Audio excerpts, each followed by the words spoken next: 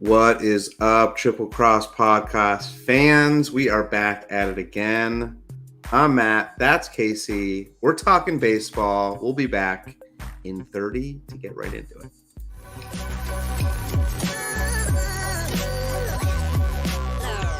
The following is a presentation of the Belly Up Sports Media Network.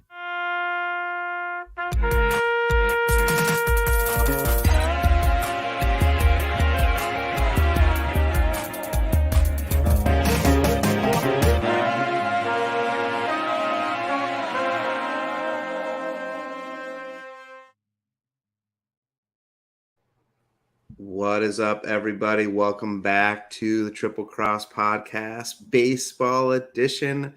I have my main guy, Casey, with us today. Casey, how are you doing? How are you feeling? I know the NFL draft. I know you're a big NFL guy. I know it just happened. Drop some knowledge. Drop some NFL knowledge on the baseball show. I want to hear your big key takeaways. Okay. Well, I'll dangle like one maybe. I'm gonna save some for first or I guess second NFL show of the year. But I would say my big piece of like bomb dropping knowledge or something that I think will make a big impact is actually for a team that I'm not a fan of, but somebody here might be. I know we have particularly one big Mariners fan here. I don't know if I've asked Adam if he's also a big Seahawks fan, but the Seahawks, a lot of people say they got a big steal in the NFL draft, getting Jackson Smith and Jigba where they did.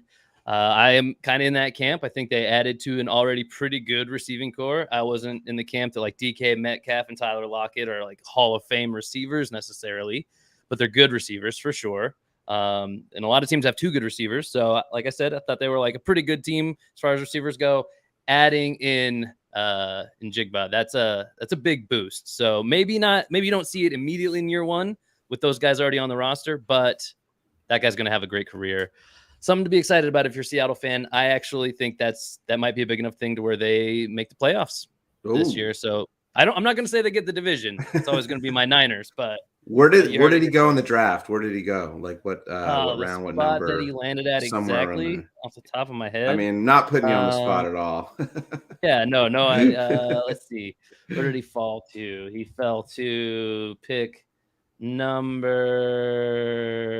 Shoot.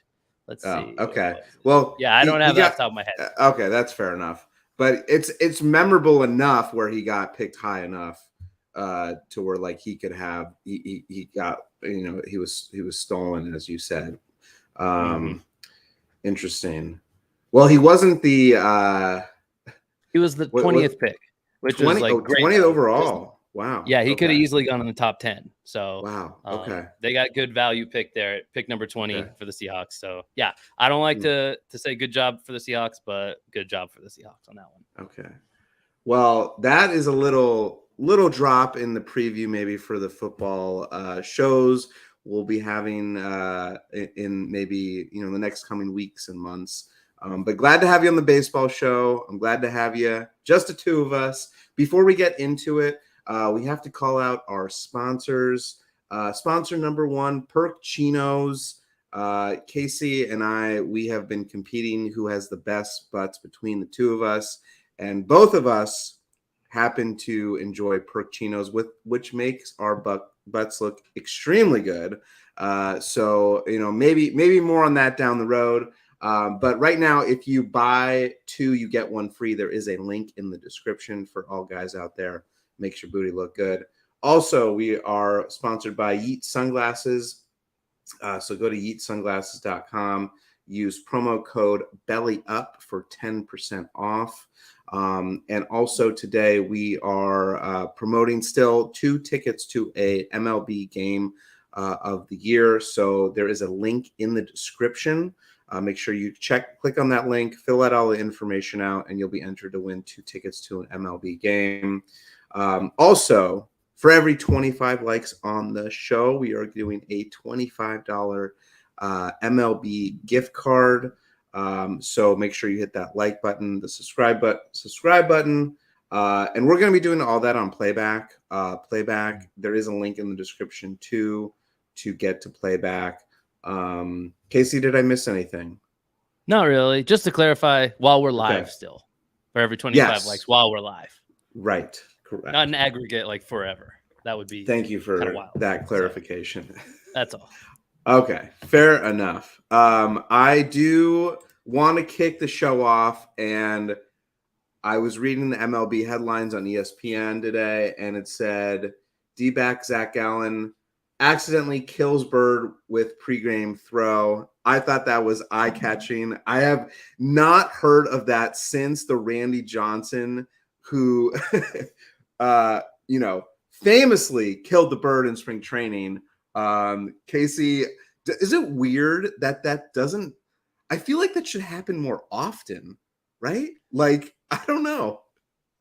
I don't know if I'd go that far. I mean, it happens super rarely, so I get what you mean. There's a lot of pitches thrown. There are a lot of birds in the world. Yeah. But, I mean, like the survival of the... I don't know about you. I'm a believer in evolution, survival of the fittest and all that. I tend to think if there were too many birds that just fly into, like, especially like things flying through the air, like that's where they're most at home. Do you know, when they fly into like a glass, are like talking to each other, like, hey, like let's stay away from this stadium, like this field.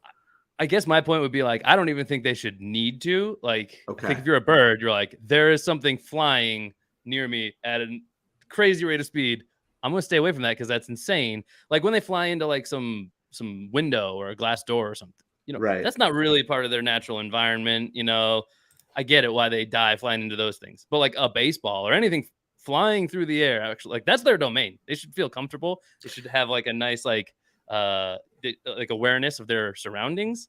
And it actually would surprise me that birds fly into baseballs at all.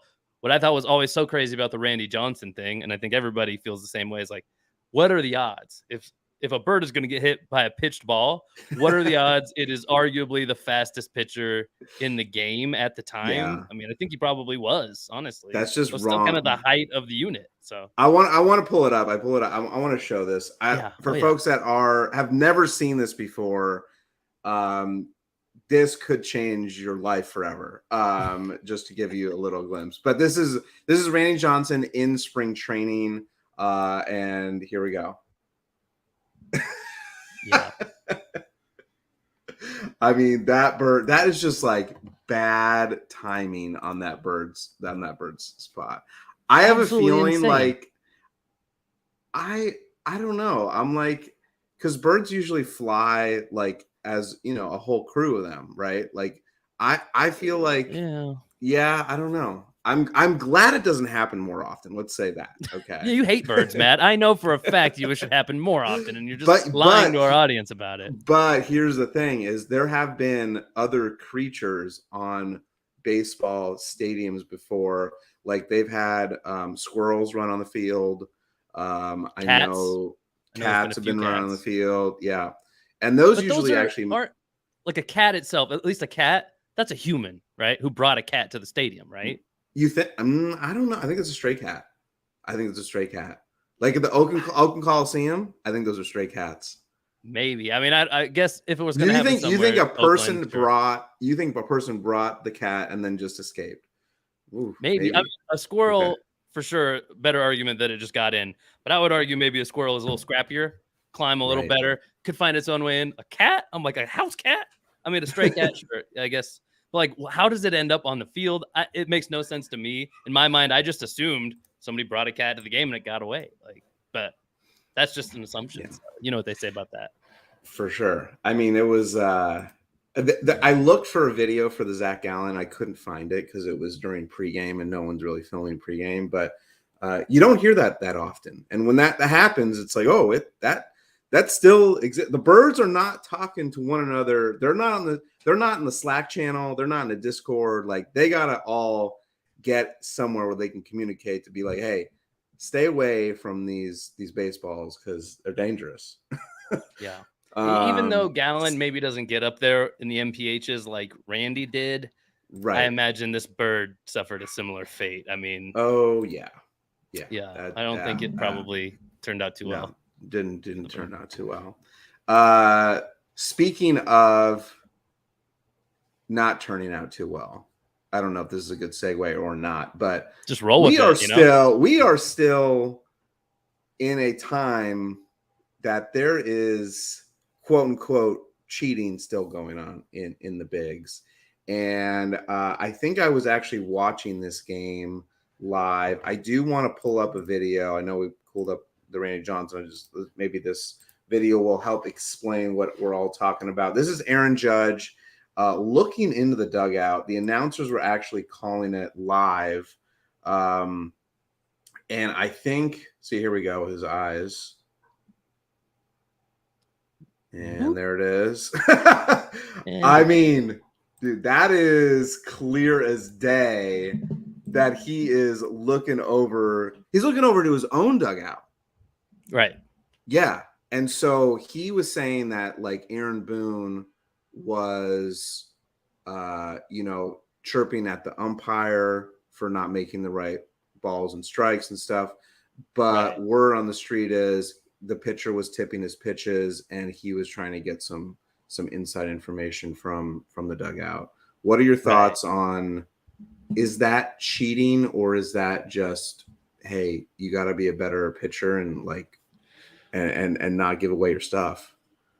Okay, so I'll just start off by like what I know about it. Booney chirping as Boone does. I mean, that's nothing new, right? Yeah. But as far as I know, Boone was ejected already from the game at this point, right? So he's not in the dugout, just to be clear. Yeah. So that I think is like, it's just something to note. I know that kind of their, first of all, no matter whether you consider pitch tipping and like passing off signs, whether you consider that cheating or not, I don't think that the Yankees are even going to admit to that, right? Like they don't even want to acknowledge that kind of thing.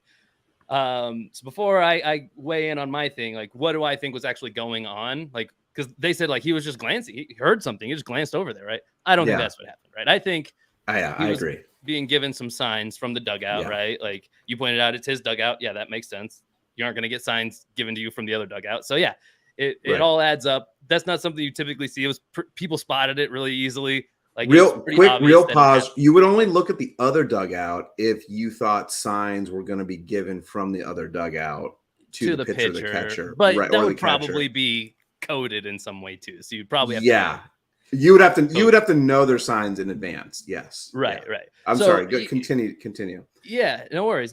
So with Judge here, and this is probably going to be unpopular, I think, with our crowd, but don't worry, because I feel like I know where this is going as well, and I might have a separate opinion on the next thing we talk about. But I'm going to go ahead and say this is full-blown fair play. If your dugout picks up on something that the pitcher is tipping his pitches, I know there's been a lot of stuff about like the glove hand lately has been like a big thing because teams have less to go off of now for sure, right? They aren't trying to intercept signals anymore with the pitch comm. So it's been cleared up. And I actually think that's great because now it's made it super black and white, honestly. As long as you're not using something technology-based to intercept a sign that is supposed to be just between a team, I don't consider it cheating, basically. I mean, I can't think of another like type of pitch tipping type of situation where I would go a different way with that. Maybe you could create one, but that's kind of how I am with it. Like we've agreed decades ago, base runner on second base who does pick up on a signal from the catcher to the pitcher, if he relays that to his team, that's been fair game for forever. So when the Astros or other teams put a camera out in center field and they use that, and then they're actually picking those up, and you're like, okay, this is crossing a line. Like, and we're using garbage cans and everything. That's where it gets crazy.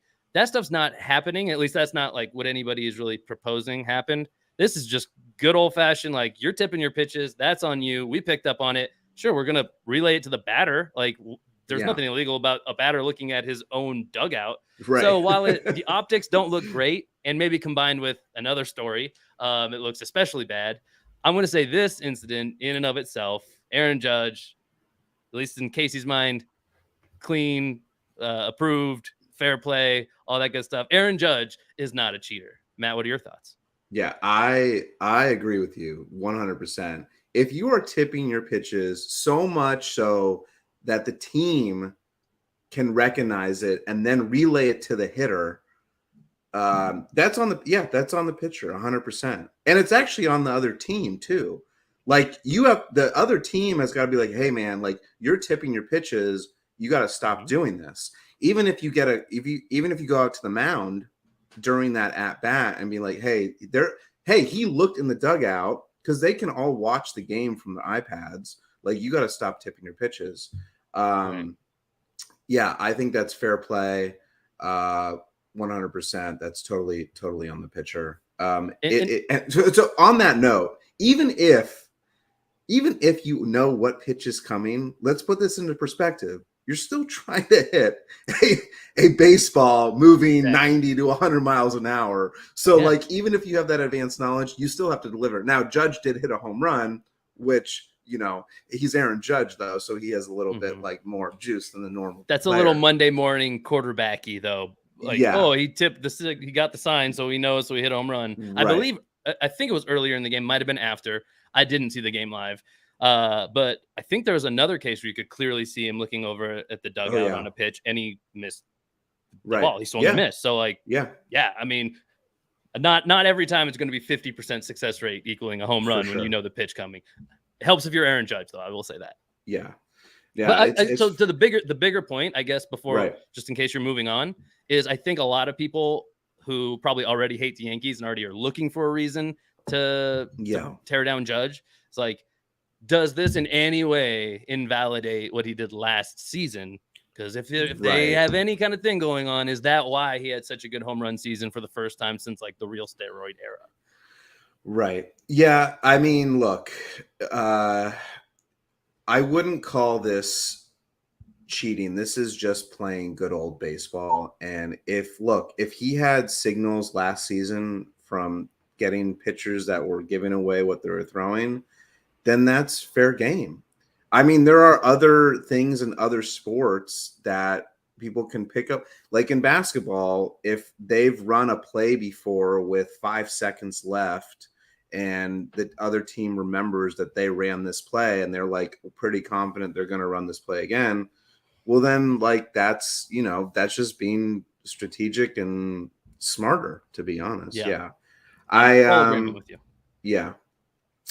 I don't think it should take away. Now, Aaron Judge is a big dude. I mean, let's get that straight. Like, he's 6'7", like 260. I don't think. I didn't ever think I'd like when I was a kid. I didn't think I'd grow up to see a Major League Baseball player who looked like him. Really. He looks out of place, kind of. He could play football and basketball, and I think we talked about this, but him and Stanton, they could play all. That's a good point. Three major sports. But on that note, same team too. Domingo Germán suspended for sticky stuff, 10 games. This is after Scherzer just got suspended for 10 games for sticky stuff. And Germán says it is just, he said it was just rosin and sweat. And he did not appeal the 10-game suspension. Neither did Scherzer, as far as I know. Neither, because I think there's some hoops that they have to jump through, and it's like the hoops are just not worth. It's like going to take longer than 10 games or something like that. Do you feel like, with the limited knowledge that we have on it, like, do you feel like it was just rosin, or do you think there was something else going on? So this is really weird. And I guess with the new rules, as I understand them, honestly, I don't know that it matters, because the rules as it states, or as it should be interpreted, right, is like no foreign substances are allowed, right? Besides the rosin, right? But first of all, the pitchers hardly ever use the rosin out on the mound anymore. That's like, I mean, maybe every once in a while, but not that much. They mostly like rosin up back in the dugout, right? And that's why these checks are so important before they pitch in the inning, because they'll come out with like a hand. Like, did you ever see the movie The Replacements? Yes, it's been a while. But what are you referring to? Because I remember. I may remember it. Oh, got doesn't the he just come out guy, with like a full like glove yeah, of yeah. like He's a receiver yeah, who's like a speedy yeah, receiver. He has yeah, no yeah, yeah, hands because he's a yeah, scrub yeah. player. And the coach just basically pours super glue all over his receiving gloves and goes, Coach, it looks like I Yeah, just jerked off an elephant. yeah, Like that's yeah. I mean, I think that's kind of the situation we probably have had in the MLB for a while. Not quite that caricature, but I think pitchers have been using foreign substances probably in the dugout for a while. Even if it is just like a particular type of rosin or rosin mixed with their sweat, because that can do a lot. I know there's like one interview of Trevor Bauer back because he kind of spearheaded this whole thing way back in the day, as far as I know. And he had like in a post game interview, he had like a rosin thing in his hand, and he was just mixing it with the sweat on his hands, and held the baseball without grabbing it at all. Just it's tacked to his hand like this with just sweat and rosin for like a whole interview, for like a 2-minute interview kind of thing. And Well, I'm then like, that okay, that brings up the discussion of then we just need to get rid of rosin, right? so that's kind of where that's what I mean is like now Yeah, the umpires don't know whether it's a foreign, quote unquote, foreign substance or not, because they don't know whether it is rosin or a mixture of rosin right, and sweat or right. whatever, right? And I'm not just looking to like make it easy for the pitchers. I don't like that there's foreign substances either, but it's hard for the umps to enforce these things on like a regular basis because like how sticky is too sticky? You're allowing some sticky stuff. Rosin gets sticky with sweat especially. So how do you know it's a foreign substance? Did he just use too much rosin? Because I think even in the Scherzer event, or maybe it was the first Herman event, because he's had 2 already now. Mhm. One of them, they didn't even accuse him of like, they're like, no, we know it's rosin. Just used way too much and it's way too sticky. You got to go wash your hands, which is so weird that an Yeah. umpire can just tell you to go wash your hands. And then Then this that time, I yeah. think he just didn't. Last time he washed his hands, he didn't wash them good enough. Go back, wash them again. Like we're getting into a weird place. I think maybe getting rid of rosin or I don't know that this is the final like sticky stuff rule that we're going to have. I think we're going to have No, it's not.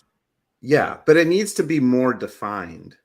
Exactly. Like there's no definition. Like this is what's going through my head. I'm like, okay, if you're going to define like too much rosin or like what is the right amount of rosin, then the umpires need to go and like literally try like have an example piece in the like the locker room of the umpires of like how much is too much rosin.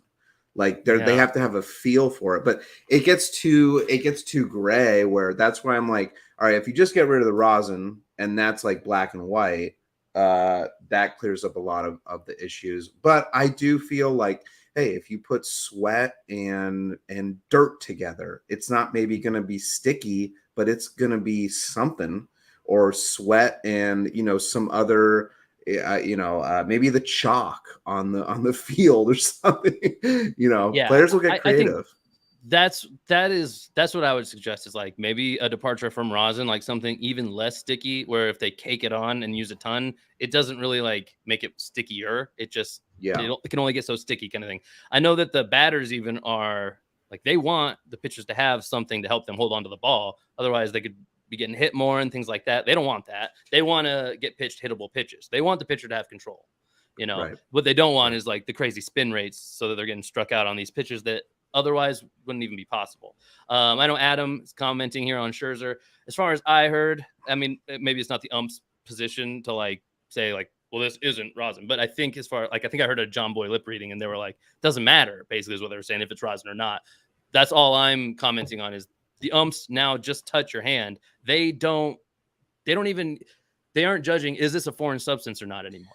They need to have a science. They need to literally have that. You know what needs to happen is like a sample test, like on the field, like a little like stick they put in, and it's like, oh, this is green for rosin and red for not rosin or something like that. Honestly, I think that's what. But what part of the hand do you touch? You just put your hands in a big bucket and it just flashes green or flashes red.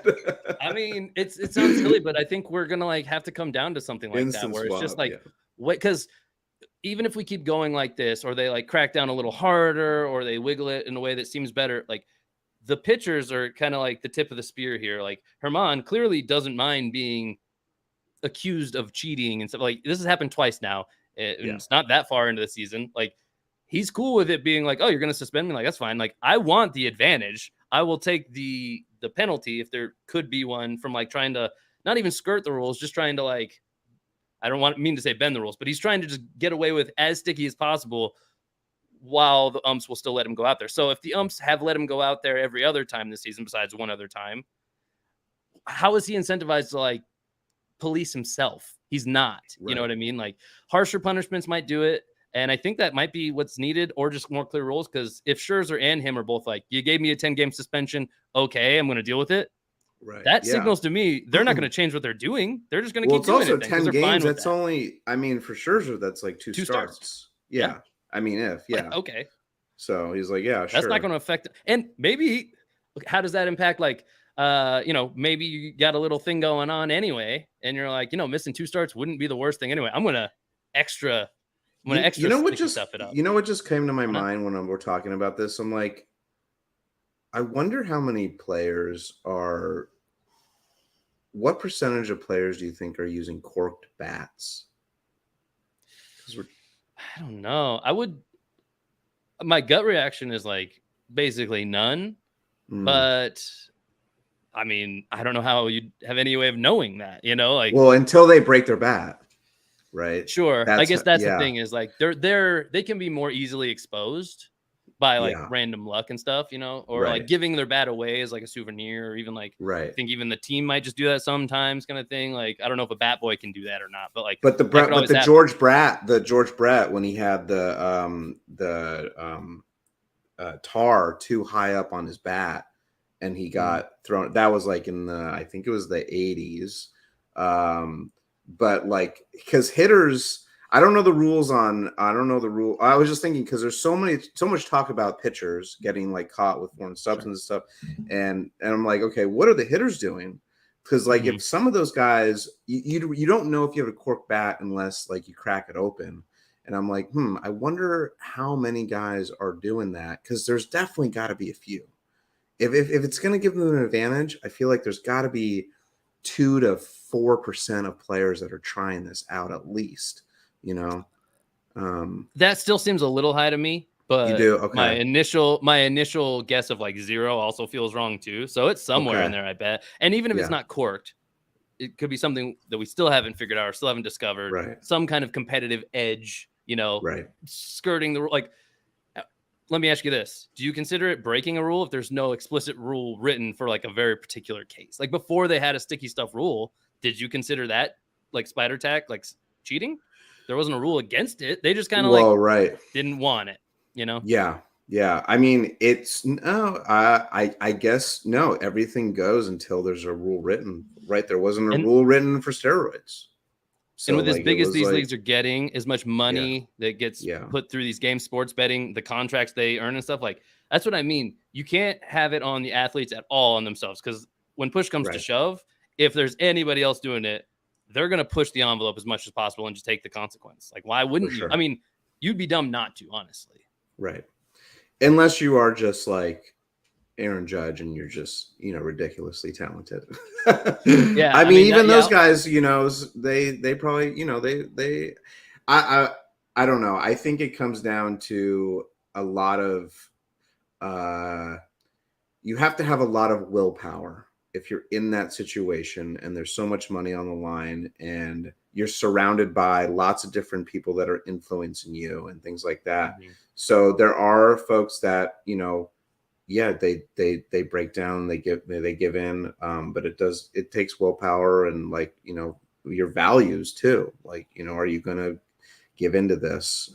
Let me ask you this before we go completely into like the values of it. And because do these guys even think they're cheating?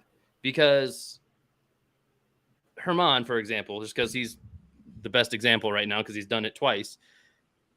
Do you think that he overly applied something like to such a drastic measure that these 2 times that he got checked and they said you have to go wash your hands, do we think that he did something like all that different from what he's done every other inning he's pitched? Because the other issue about this is I think it's been the same crew, ump crew, if I'm not mistaken, for all 3 events. I think that's accurate. I don't think are those guys looking out for him. I don't think he's doing not even for him. I just mean like just out, like how some guys have like tighter strike zones. Like, are they just I don't think he's doing it to a degree where he's like, I'm trying to get away with it. I think it's probably just this is what he does naturally. But Yep. he needs to tone it. He needs to be like, okay, I'm getting caught. I need to pull it back a little bit, even though this is where I feel comfortable, but I can't keep getting caught because this is ridiculous. So I think Right. he's like, yeah, I think that's kind of where I think that he thinks his mind is at. So this is where it poses like the real philosophical question in my mind is like, yes, what you just said is true. And like, if you were his friend advising him on what to do, that's the Right. same advice I'd give him. Like, whether you think it's cheating or not, whether it is just rosin or not, which it probably isn't, but even in a fantasy world where it is just rosin and sweat, like, okay, you would tell him to stop doing it so much. But so all the other innings he's pitched, assuming he, you know, rosined up the same way, was he cheating in those innings? Because the umps checked him and they let him go throw. So You're are right. the umps letting him cheat, or is he not cheating? And if he's doing the same thing, then like Adam just pointed out, it's not just the same ump crew, it's the same singular umpire. Yeah. He's got So a again, thing out. I'm for not saying him. he's Yeah. out to get Herman. Right. I'm not saying he's out to get Scherzer. I'm not saying he's out to get anybody in particular. But does he have a little bit of like, I'm a hardcore cop, loose cannon on the edge? Oh. Like, I'm going to, not in my town. And he's just a little too all over it. For sure. But you have to it's a weird line. recognize, I don't think, look, if it's rosin and you put a bunch on and all the other umpires he's getting away with it, it's not cheating. That's not, you're not trying to check your moral, internal clock system. You're fine. That's just one guy who's just got it out for you. And for some reason, and everyone else doesn't. So like, yeah, I don't think that is, no, I agree with you with that. That's not on him then. That is on that umpire for sure. For sure. And I think that's kind of, I'm not to the point where I'm going to say like, especially because I already said Judge for sure isn't cheating. Yeah. I'm not going to try to piss everybody off and say like, Herman's not cheating either. Like, I'm not some like closet Yankees fan, but that's where I'm going to say like, sure, let's say Herman cheated. He got a suspension. So I'm going to, same way like in a regular court, whatever the jury decides, like, who am I to say like they're wrong? Like that's what it was then. He cheated. So he got suspended for games. He's going to serve the time. Shouldn't be a big deal really, just like Scherzer. But like, where do we go next? Like, I'm almost thinking like similar to like batting gloves. Like, do we just have like standardized pitching gloves that are already have some like stickiness built into them, or like, this is just silly how we're going about it. It seems like a never ending cycle of like, maybe we can get a little bit better at it, but a lot of times we actually take a step backwards in policing this. Like, it's just no consistency. One umpire is going power hungry. Maybe the other umpires don't want to make such a big stink about it. So they're actually not, they're particularly not going too hard about it either. Right. Like, it's just, there's too many factors and there's too many different umpires, too many different pitchers, too many different combinations of interactions to where it has to be regularized in a better way to make like a real leap forward. That's my take on it for sure. Yeah. So, but yeah. So was he a cheater? That's the final question. I don't think if it was rosin, it was too much and he didn't get caught by, except for this other, was one, that's not cheating. But not cheating in these instances, in these instances, it's isolated instances. I mean, it's kind of like the equivalent of, maybe not going through a stop sign, but maybe you're not stopping 100%, where maybe a police officer would be like, hey, I'm going to catch you. And then some would be like, yeah, like he pretty much stopped almost. So he broke the rules, but come on. Yeah. Like there's not there's like a hard like line, but it's not like, I don't know. That's kind of how and you were a pitcher too, right? So like, yeah, I mean, I definitely probably lean a little bit towards the pitchers, right? Like, yeah, but I didn't use it. I just had gas, so I didn't need to use anything. I just threw right by people. So. Do you have any particular thoughts on the Trevor Bauer stuff at all?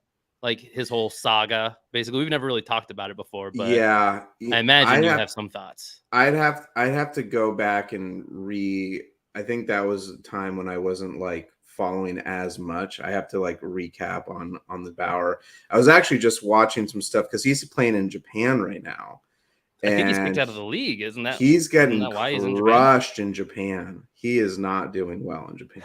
So I feel kind of bad for the guy, honestly. Like, yeah, I mean, maybe I just heard like one particular side of it, but as far as I know the story, and the reason why I bring it up is because it's kind of inseparable, in my opinion, from what we're dealing with now with like Herman and Scherzer, because the MLB has kind of set a precedent, and And what I mean by that is like Bauer, as far as I understand the story, Bauer was one of the first guys to come out against other pitchers using sticky stuff. And he, as far as we know, and what he was saying, he was being so loud about it. It would be weird if he was using it at that time, right? Like, why would you be like signaling to everybody that, hey, these guys are doing it, they're cheating, we need to get this out of baseball? He was doing that for like a solid, I want to say like 2 years. Like I said, that post-game interview, he displayed it national television for everybody to see. And the MLB, instead of like agreeing with him and taking that into consideration, kind of how they're doing now, instead they were like, shut the hell up, bury this thing, you're the problem. Like, not really you're the problem yet, sorry, skipping ahead, because when he found that the MLB wasn't going to do anything about it when he was blowing the whistle, he goes, I guess this is just fair use then, like we can just use it, they don't care. So he started becoming like the main guy using it. His spin rate went through the roof. He became kind of this like super pitcher, even though he was good before. He became kind of the poster boy for it because he was like, I'm publicly using it now because they said it's fine, basically. And then they go, we're going to make an example out of you, guy, because now you're just all but saying you're doing it. And he goes, the fact that I say I do it is what you have a problem with, not the fact that it's being used. And I think he actually called out a big problem with the MLB in doing that. And he kind of suffered the consequences for it, where a lot of other people just skated by who were actually the beginning part of the problem, where when the MLB let it slide, they should have made examples of those guys. Right. They caught on a little bit too late, which is MLB. Yeah. It feels so MLB to like wait too long. I feel like that's all a lot of other sports, right? Like they don't know what's going on in the clubhouse. Fair enough. Like, almost every sport, and stuff I was just thinking too. I know we're staying on this subject for a little while, but the guy behind me, Jackie Robinson, like when they back in the day when they were playing, Jackie and Babe and like all those greats, I mean, you could use like whatever you could find. There were no rules on them. I mean, like, and it got, and so I'm like also thinking like, what if we just let it loose and just, hey, you get whatever you want and just let it fly and we'll see what happens, and there's no rule. I know that wouldn't take place, but back then there were no rules and they all, pitchers did well, hitters did well. It was an even playing field. You kind of set that even playing. I know there's an argument of like steroids, but that's like a health kind of thing. And that's a whole other discussion we've talked about a little bit, but yeah, it will continue. That's the conclusion, this trying to get away with different little, tricks and tips. As always, this has always happened in baseball. It always will. There's always going to be something new that comes out. By the way, for folks that are watching, make sure to click the link in the description. We are giving away 2 tickets to an MLB game this year. So click that link. Make sure you fill it out. We are going to be doing a giveaway. So if we get 25 likes live, we are going to do a $25 gift card to the MLB gift shop. If not, we are still doing a giveaway. It will be done on PlayBack. And actually, while we're on it, if you guys want to head over to PlayBack now, there is a link in the description. It's playback.tv/triplecross. You make an account, you log in with your TV provider, and that is where we're going to be doing a giveaway in a little bit, maybe 10 minutes or so. We'll be getting into that. So now onto some kind of like fun, cool stuff. I say it was a little negativity here, but Mookie Betts, one of the best players in the league. Dude, he's playing short and second sometimes for the Dodgers now. And like, love it. He's just like an all-around all-star utility guy. He hasn't played shortstop, I think, since high school. He turned a double play, like his first inning back. He just had a baby. He flew in and got into the game, had a double play, amazing play. And that kind of started to get me thinking of like the all-time utility guys that have played throughout baseball. I want to kick it to you. What is someone that stands out in your mind of like, oh my God, dude, like one of the best all-time players ever play? Man. So I think in just the amount of baseball episodes I've been on, and if people like watch Hunt and Dubs at all, which is the gaming baseball show that I do on this channel, if you follow what I say at all, you know that I love guys like this. Basically, I love speedy defensive guys. If they can hit, even better. But like utility guys, what are we talking about? We're talking about speedy defensive guys usually, because typically the faster guys, the speed translates from position to position better. You got to have some skills as well for sure. But that's kind of the prototype of guy I love. So Mookie Betts all over, especially because he can. Yeah. I love that we're doing this segment. Before I say who the best one is, probably my favorite one that comes to mind is just from being a kid watching the M's in kind of their historic run mode. Mark McLemore, got to give him props. Like the dude played everywhere. And, did he? Okay. Oh yeah. I want to look up how many. I want to see where he played. Curious. Please do. Pull up Baseball Reference, and the positional values are gonna they're gonna create a whole nother column for a couple of those seasons, because I think he played a little left, a little right, probably some center at some point or another. Definitely second, third base, maybe some short. I mean, the real definition of a utility player. A lot of those guys don't end up playing catcher or first base all that much, but pretty much everywhere else. The best one, I would say, is... Well, wait, before you answer, I want to go with Mark McLemore. So he played second, he played short, he played third, he played right field, he played left field. Let's see. He DH'd, but that doesn't really count. Did I say short already? Right field, center field. Short. He's got center field in there. Second, third, short, left, center, right. So he's missing first base. Right. He's missing catcher, missing pitcher. And he never pitched. I mean, I don't remember positional players ever really pitching back in the day. Right. Maybe I'm forgetting some. But so let's see. The most he played, if we can break it down. So he was primarily second base, then out. Right. They have outfield all total in one. So second base, outfield, third base, short. Yeah. Yeah, he was mostly a corner outfielder because he overlapped with like Mike Cameron at the same time and stuff. So I guess he overlapped with like Ichiro too, though. So I don't know why he played much of right field. But yeah, he was just the guy. Like he's good enough bat to keep in the lineup. He's probably like the 8th or 9th best hitter on the team. So you want him in the lineup, and he's good enough in the field to play everywhere. I mean, that's the like definition of a utility guy, and that's why he comes to mind first for me, because he just the actual definition. Plug him in anywhere.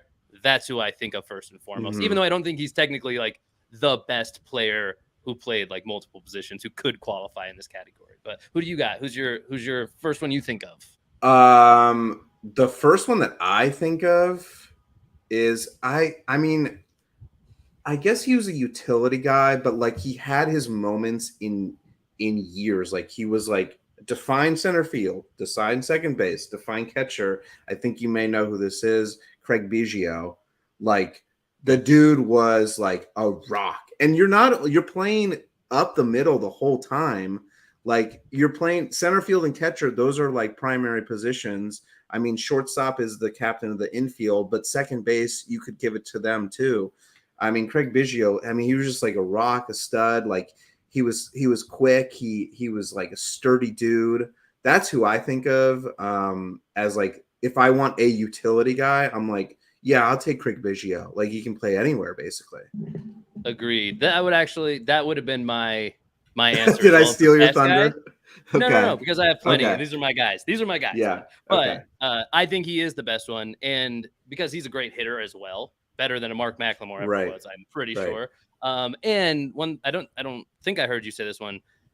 Extra points for a utility guy who can pop behind the dish and play catcher, which Biggio did.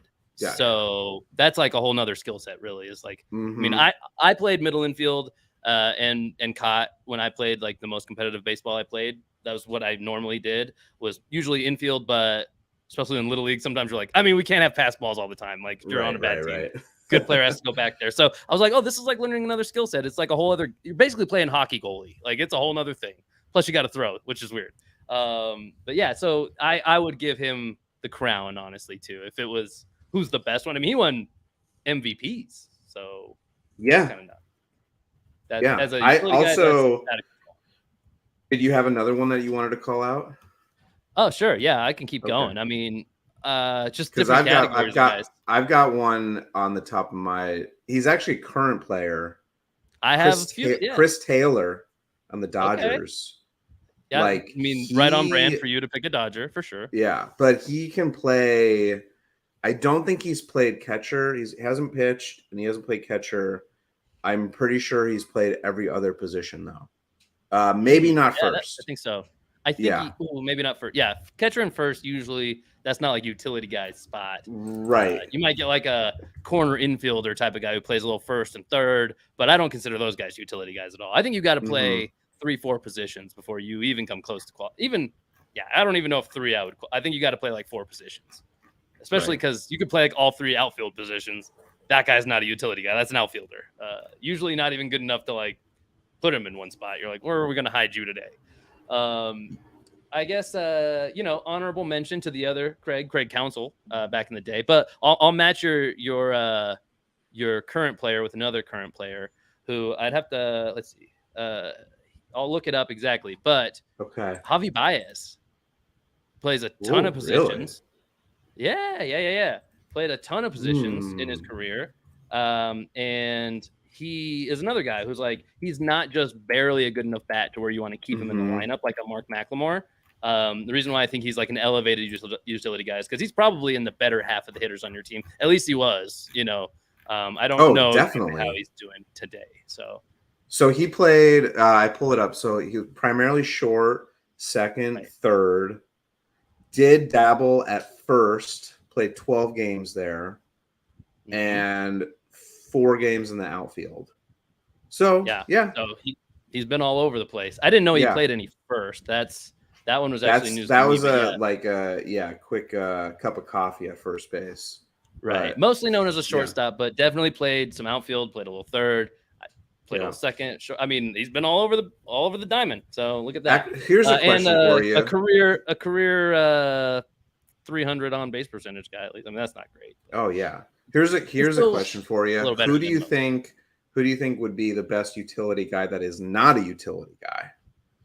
Oh, whoa, interesting. Yeah. That's a strange one. I've got my guy. Go ahead. Although he may be considered a utility guy now, but I mean, you got to go with Ohtani, right? Okay, well, fair enough. I mean, yeah, he's kind of reinventing what it means to be like. I mean, he's an actual MLB two-way player. That's like, I feel like he could actually play in a game. This would be cool if he played every position in one game.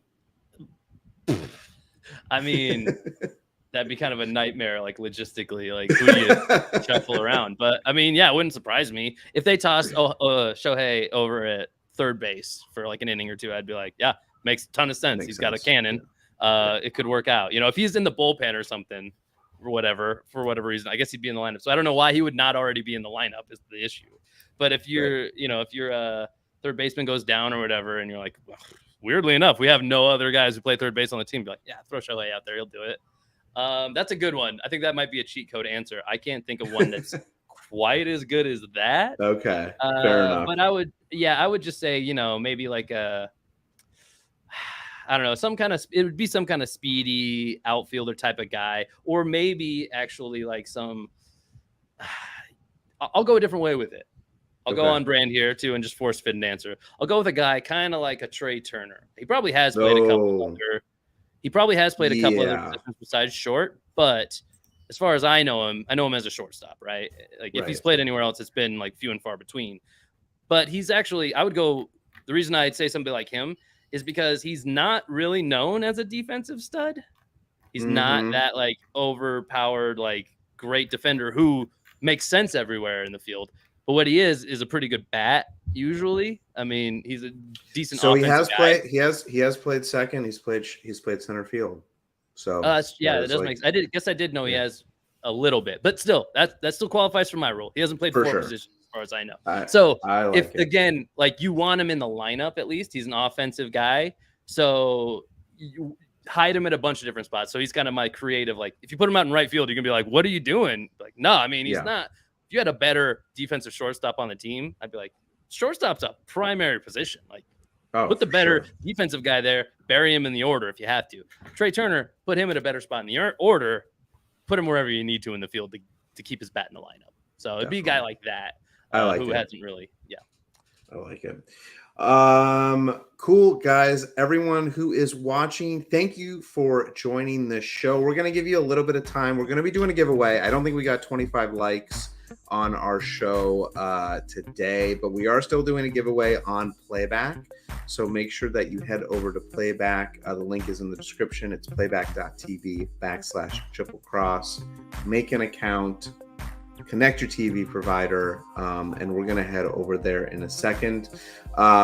Casey, thank you for coming on the show, dropping your baseball knowledge, which is far superior than most people that I talk to. So thank you for dropping the knowledge. Everyone watching, thank you for joining. Head over to PlayBack. We're doing a giveaway, and we will see you next time on the baseball show. See you guys. See you, PlayBack.